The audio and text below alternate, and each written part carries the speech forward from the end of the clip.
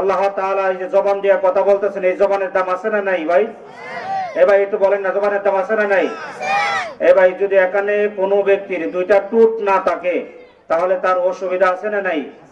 ভাই বলেন না, অসুবিধা আছে না নাই? আপনি মনে করেন দুইটা টুট নাই, আল্লাহ তাআলা যে আপনাকে দুইটা টুট দিলেন, যত গুনাহ আছে এই টুট আর জিহ্বা দিয়ে বেশি হয়, কথা ঠিক কিনা? এই টুট আর জিহ্বা দিয়ে বেশি হয়। এখন আমি আপনাদেরকে জিজ্ঞাসা করলাম, যে ব্যক্তির এই দুই টুট নাই তার অসুবিধা আছে না নাই? বলেন না, অসুবিধা আছে না নাই? আছে। কেমন অসুবিধা? সে আব্বু বলে ডাকতে পারবে না। একটু দেখান তো এখানে কেউ টুট ছাড়া আব্বু বলে ডাক দিয়া, চেষ্টা করেন।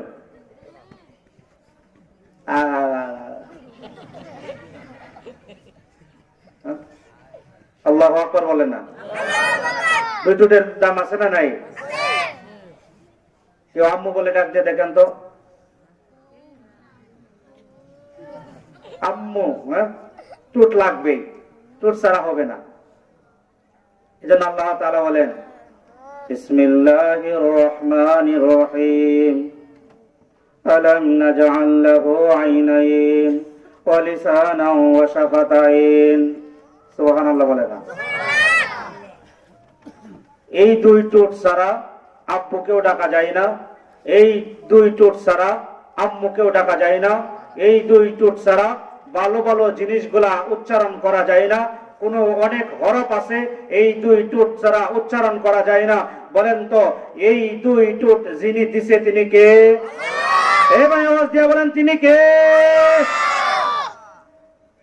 আল্লাহ তাআলা বলেন এই দুইটা টুট দিলাম, আর এই দুইটা টুট দিয়ে তুমি আমার নাফরমানি করো।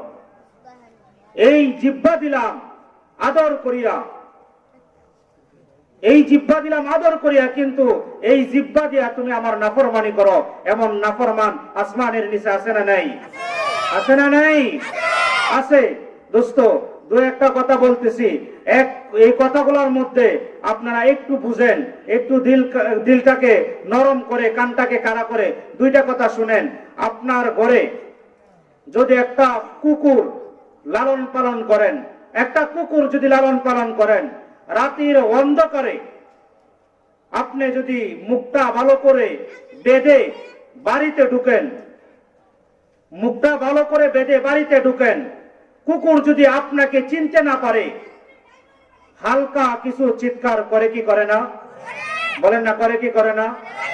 আর যখন আপনি এমন বলে একটু আওয়াজ দেন, আপনার কণ্ঠকে চিনতে পেরে ওই কুকুরটা দেখবেন মাথাটা নত করে তার লেজটাকে উপর দিয়া স্পিডে ভাবে লেজটা লাড়াচাড়া করে।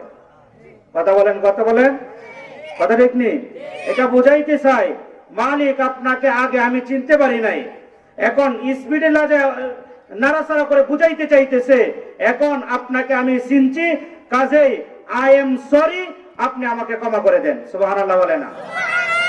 কিন্তু নাফরমান বান্দা এত গুনাহ করে, এত অপরাধ করে, এত ভুল করে, তারপরেও মালিকের কাছে, মালিকের দরবারে দুইটা হাত তুলে তার ভুলটা পর্যন্ত স্বীকার করতে রাজি না। কথা ঠিক কিনা? এখনো বাজারে লোক আছে না নাই? এখনো দোকানপাটে লোক আছে না নাই? এ দোস্ত, তাদের কি গুনাহ আছে না নাই? এখনো বলতেছি নাজাত পাওয়ার এটা একটা উসিলা। সুবহানাল্লাহ বলেন। নাজাত পাওয়ার এটা একটা উসিলা। এজন্য নাজাত যদি পেতে চান তাহলে অবশ্যই এখানে আসা দরকার আছে, এখানে আসা দরকার আছে। আপনাকে যে কথাটা আমি বলতেছি, একটা পিতা তার সন্তানকে লালন পালন করার পরে যদি একটা হুকুম দেয়, আর যদি সন্তান তার ওই হুকুমটা না মানে, বাবা অনেক সময় রাগ করে বলে, এই সন্তান তোমাকে কষ্ট করে লালন পালন করেছি আমি, তোমাকে কষ্ট করে নিজে খাবার খাওয়াইছি আমি, নিজে না খেয়ে তোমাকে খাওয়াইছি, নিজে বস্ত্র না পরে তোমাকে পরাইছি, যে জিনিসটা আমার চোখে পছন্দ হয়েছে সেই জিনিসটা তোমাকে সন্তুষ্ট করার জন্য তোমার জন্য কিনে এনেছি। আজকে আমি তোমাকে একটা কাজের জন্য হুকুম দিলাম, তুমি মানলে না, আমার খাবার খাও, তোমার কি লজ্জা করে না? কথা বলেন, কথা বলেন, ঠিক কিনা? এমন কথা বাবার বলার অধিকার আছে না নাই? এমন কথা বলার বাবার অধিকার আছে না নাই? আছে। কেন? বাবা তো লালন পালন করেছে, অধিকার আছে, কিন্তু আমার আল্লাহ বলে 7 আসমান বানাইলাম আমি, 7 জমিন বানাইলাম আমি, সে তোমাকে রিজিক দিলাম আমি, সুস্থতার মালিক আমি, অসুস্থতার মালিক আমি, সব কিছুর মালিক আমি। তুমি যে আমার আসমানের নিচে তাকিয়া, আমার জমির উপরে তাকিয়া, আমার নাফরমানি করিয়া আমার রিজিক খাও, তোমার কি শরম লাগে না? কথা বলেন ঠিক কি না? এরপরে বাবা একটু রাগ করে কি কথাটা বলে না, এই তোমার যদি আমার হুকুম মানতে ভালো না লাগে তাহলে তুমি আমার ঘর থেকে বের হয়ে যাও, বলে কি বলে না? আমার আল্লাহ বলেন, বলবো বলবো আমার আল্লাহ বলেন, বিসমিল্লাহির রহমানির রহিম, ইয়া মা'শারাল জিন্নি ওয়াল ইনস ইন ইসতাতা'তুম আন তানফুযু মিন আকতারিস সামাওয়াতি ওয়াল আরদি ফানফুযু। সুবহানাল্লাহ বলেন না? আমার আল্লাহ বলে, যদি তোমার আমার হুকুম মানতে ভালো না লাগে, যদি তোমার আমার ইবাদত করতে ভালো না লাগে, যদি তোমার আমার আইন মানতে ভালো না লাগে, যদি তোমার সামর্থ্য থাকে, তাহলে আমার এই আসমান, আমার এই জমিনের ভিতর থেকে তুমি বের হয়ে যাও। কার কথা? কার কথা? কার কথা? আল্লাহর কথা। এখন একটু বলেন তো, আল্লাহর জমিন থেকে বের হওয়া সম্ভব? আল্লাহর পৃথিবী থেকে বের হওয়া সম্ভব? আচ্ছা বাবা কেন বলছে আমার হুকুম না মানলে তুমি ঘর থেকে বের হয়ে যায়? বাবার উদ্দেশ্য ছিল এটাই, বাবার উদ্দেশ্য ছিল এটাই যে আমার সন্তান তার অপরাধকে সামনে রেখে এই কথা বলবে, এই কথা বলবে যে আব্বু আমি ভুল করেছি, আব্বু আমি ভুল করেছি, আর এমন করব না। আব্বু বলবে, হে সন্তান, পরবর্তীতে যদি আরো এমন করো তাহলে দেখার আছে। কথা ঠিক কিনা? বাবা চাইতেছে যে সন্তান যেন তার ভুলটা স্বীকার করে। আল্লাহ তাআলাও বলেন যে আমি জানি তুমি আমার জমিন থেকে বের হতে পারবা না, আমার হুকুম না মানতে এমন হয়ে গেছে, তাই একটু রাগ করে বললাম। আল্লাহ তাআলা পরবর্তীতে বলেন, লা তানফুযুনা ইল্লা বিসুলতান।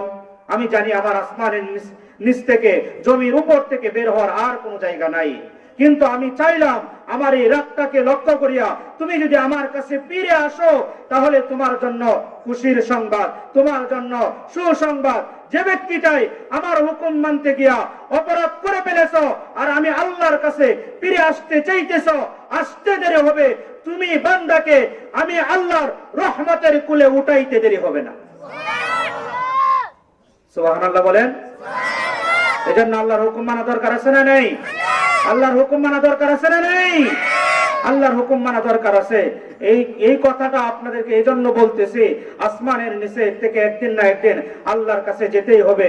এজন্য আমরা যে যেখানে আছি, এখনো যে যেখানে বসে আছি, অবশ্যই সকলেই এই রহমতের ছায়া তলে, এই বেহেশতের বাগানে সকলেই চলে আসি। এখনই আপনি আমাদের মেহমান, দূর থেকে, অনেক দূর থেকে আসছেন, ওনারা কথা বলবেন। এলাকার যারা আছেন সবাই চলে আসেন, আপনারা বক্তা নিয়ে আসেন। মসজিদে যারা আছেন একজন বক্তা নিয়ে আসেন, চলে আসেন সবাই। অনেক সুন্দর কণ্ঠ, অনেক সুন্দর কণ্ঠ, এবং কি ওনারা কথা বলবে দুজনই। আল্লাহ তাআলা কণ্ঠ দিবেন, এই আল্লাহর দেওয়া কণ্ঠ দিয়া আপনাদেরকে কথা শোনাবেন। ইনশাআল্লাহ শুনতে রাজি আছি তো? ইনশাআল্লাহ শুনতে রাজি আছি তো? ইনশাআল্লাহ। মসজিদ থেকে বক্তা নিয়ে আসেন, হুজুরকে নিয়ে আসেন, জলদি করে নিয়ে আসেন। এখন আমরা যে এখানে বসছি, আমাদের কি লস হয়েছে না লাভ হয়েছে? কি লাভ হয়েছে? আল্লাহ তাআলা বলেন, যদি আমার কমার দিকে ফিরে আসো, একটা সুসংবাদ হলো এই, আসা রাব্বুকুম আইয়ুকাফিরা আনকুম সাইয়্যাতিকুম। তুমি যে গুনাহ করছিলা, যদি আমি আল্লাহকে সন্তুষ্ট করার উদ্দেশ্যে এখানে বসে থাকো, তুমি যে গুনাহ করছিলা, আমি আল্লাহ গুনাহ তো মাফ করবই। তোমার এই গুনাহগুলা আমি আল্লাহ নেকি বানায়া তোমার আমলনামায় ঢুকায়া দেব। আওয়াজ দিয়ে আল্লাহু আকবার বলা যায় না? বলেন তো, যদি কোনো ব্যক্তি মানুষের কাছে অপরাধ করে, সর্বোচ্চ তাকে মাফ করে, সর্বোচ্চ তাকে মাফ করে, কিন্তু তাকে কি বোনাস দিয়ে দেয়? তাকে কি বোনাস দিয়ে দেয়? আমি হুজুর থেকে 500 টাকা মাইরা খাইলাম, কারণ যদি হুজুর হুজুর মাফ করে দেন, দিতে পারতেছে না, কারণ হুজুরকে আমার এই কথা বলবে, আচ্ছা ঠিক আছে আপনারা আরো 1000 দিয়ে দিলাম, এই কথা বলবে। কেমন আল্লাহ পাইছেন?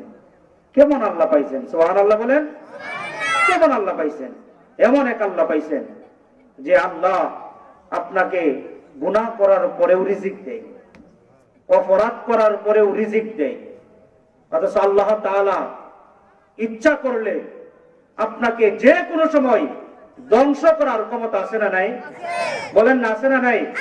ধ্বংস করার ক্ষমতা আছে, আল্লাহর ধ্বংস করার ক্ষমতা আছে। কিন্তু আল্লাহ তাআলা বলেন আমার রহমত তো এত, যখন আযাব আমার বান্দাকে ধ্বংস করার জন্য আসতে থাকে,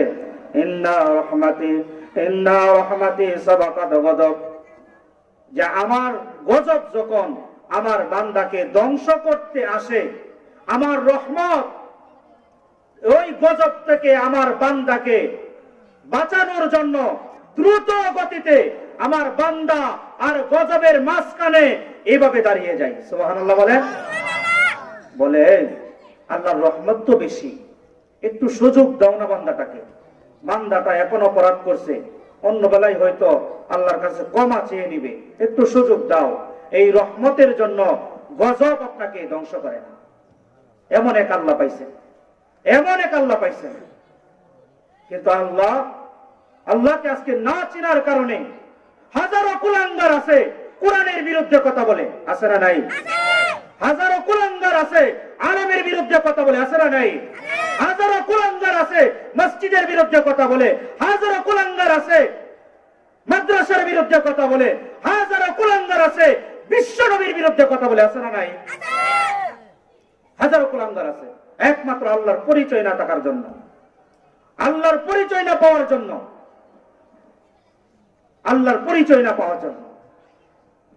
এমনও কুলাঙ্গার আছে যারা আল্লাহর বিরুদ্ধে চলে গেছে, এই আসমানের নিচে দুনিয়াতে থাকতেই তাদের বিচার হয়ে গেছে। এই জন্য নেকি যতটুকুই করি, যতটুকুই আল্লাহকে ডাকি, কিন্তু কোন আলেমের বিরুদ্ধে কথা বলবো না, কোন মসজিদ মাদ্রাসার বিরুদ্ধে কথা বলবো না, নবীর বিরুদ্ধে কোনো কথা বলবো না। হইতে পারে আল্লাহ কোনো না কোনো একটা কাজ থেকে আপনাকে ক্ষমা করতে পারে, এই জন্য আল্লাহর ক্ষমা চাওয়া, আল্লাহর কাছে ক্ষমা চাওয়া কার কার দরকার আছে? হাত তুলেন তো, কার কার দরকার আছে?